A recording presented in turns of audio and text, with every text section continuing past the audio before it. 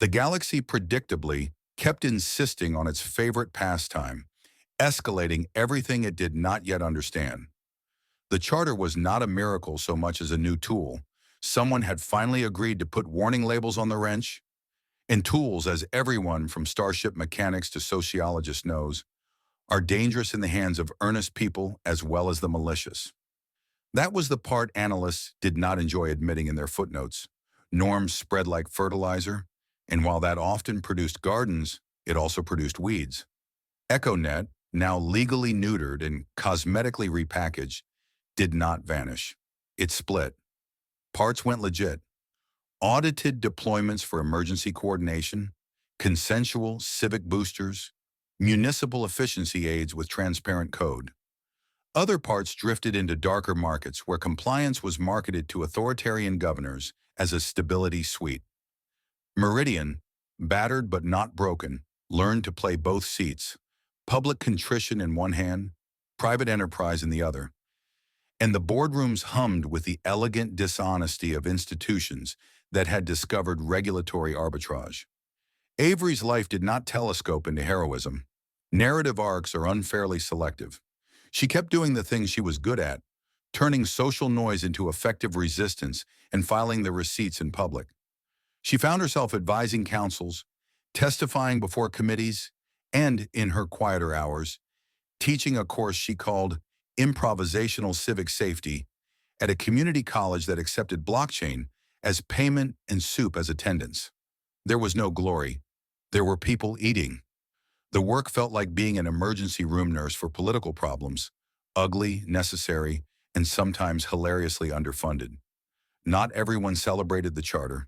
A coalition of pragmatic technocrats, Meridian remnant, some opportunistic lattice administrators, and a few fragmentary void libertarians, argued that the new rules slowed down solutions and fetishized consent to paralysis.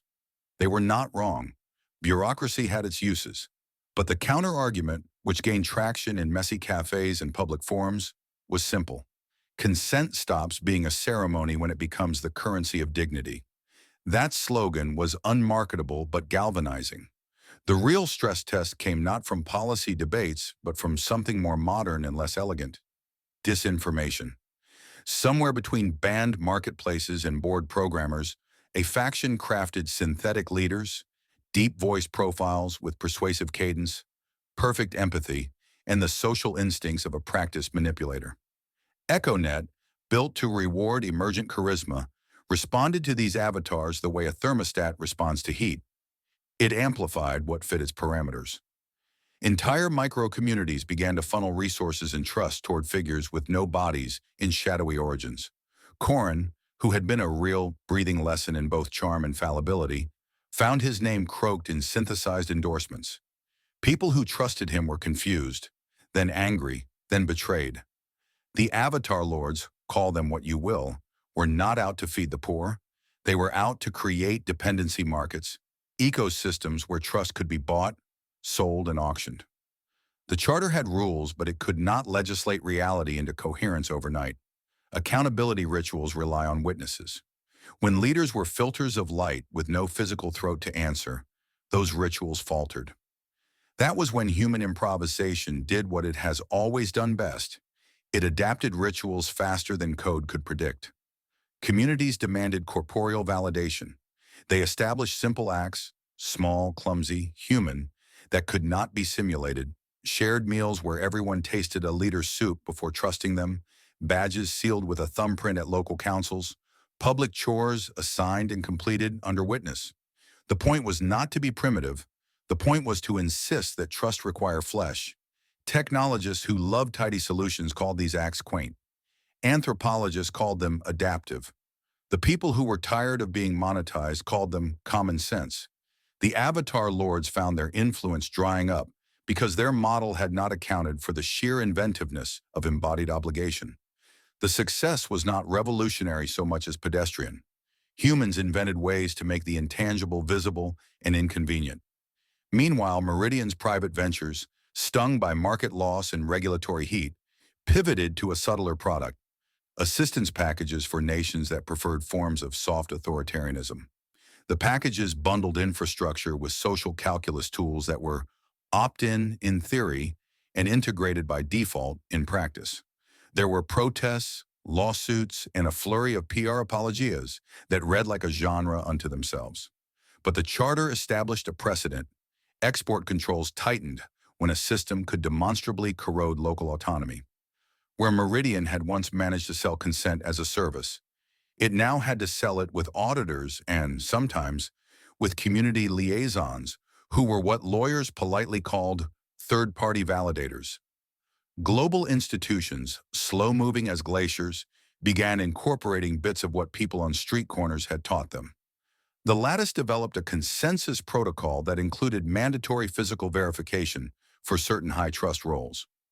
The fragmentary void adopted a decentralized accountability bundle that was laughably inefficient and therefore reliable in its absurdity. These were compromise instruments, ugly, imperfect, and full of human fingerprints. Thalek, who had once nodded with the solemnity of a bureaucrat discovering humor, became a strangely effective teacher of procedural smallness.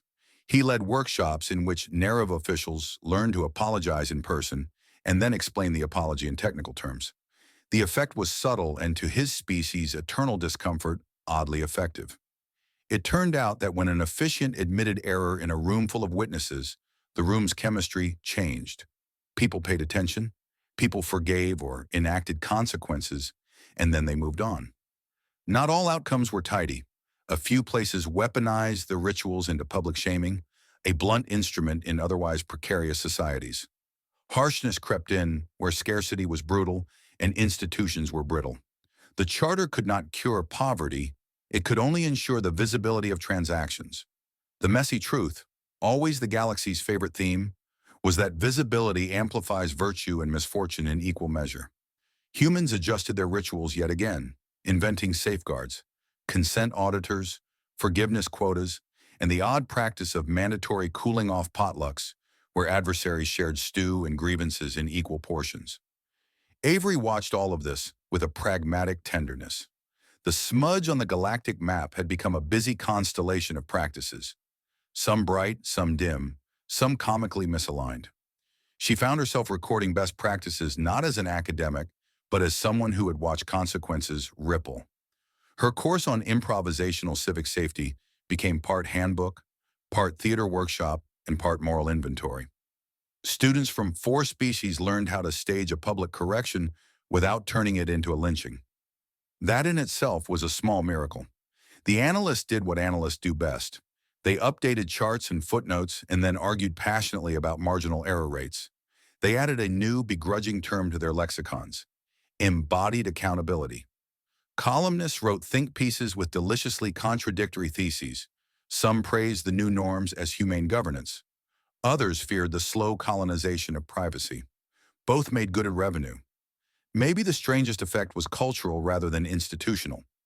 Songs that had once been station memes, 2 notes, a ridiculous cadence, evolved into practical incantations. Lines to cue a public vow, phrases that meant, "Hold me to this." Children who had once used the chant as a joke grew into adults who used it as a caution.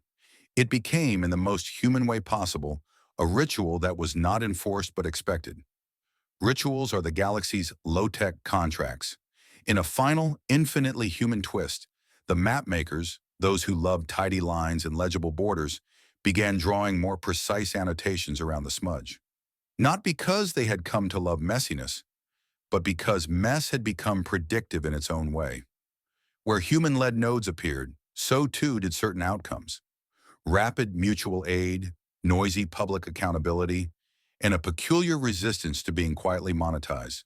The smudge acquired tributaries, and where once analysts had feared contagion, they now accounted for it as a kind of resilience. If you ask, in the blunt way people ask at panels and in casual bars, what changed everything, the honest answer is disappointingly ordinary. People refused to be data points without witnesses. They turned leadership into a visible transaction with immediate consequences. They made accountability inconvenient and therefore impossible to ignore. Avery stood on a promenade one evening, watching kids trade badges and scold adults for forgetting to sign a community ledger. Commissar Thalek arrived with his ritual ribbon, less ceremonious now and more personal, and they watched the smudge on a holomap flicker as new lights appeared. Tidy or not, Thalek said, his tone a blend of admiration and a bureaucrat's exhausted humor, we are collateral ugliness. Avery laughed. Collateral can be useful, she answered. It's the only kind of grammar we seem to have that keeps people from being owned. Thalek nodded, which for him felt, in that moment, exactly like laughter. The galaxy kept mapping itself in neat strokes and optimistic abbreviations. It also kept failing, improvising, forgiving, and trying again. The maps would be redrawn next week, next year, next decade. The smudge, less a blemish than a constellation, would keep smudging outwards because people kept choosing to follow for reasons no ledger could easily predict. Because someone offered a bowl of soup, because a leader said sorry, because a child climbed a railing, and the crowd decided to act. In short, humanity did what humanity does best. It made mess into method, and in doing so, it made something very stubborn and inconveniently effective. An entire set of practices that the tidy charts had no neat way to render. The analysts could keep their margins. The people in the messy places would keep everything else.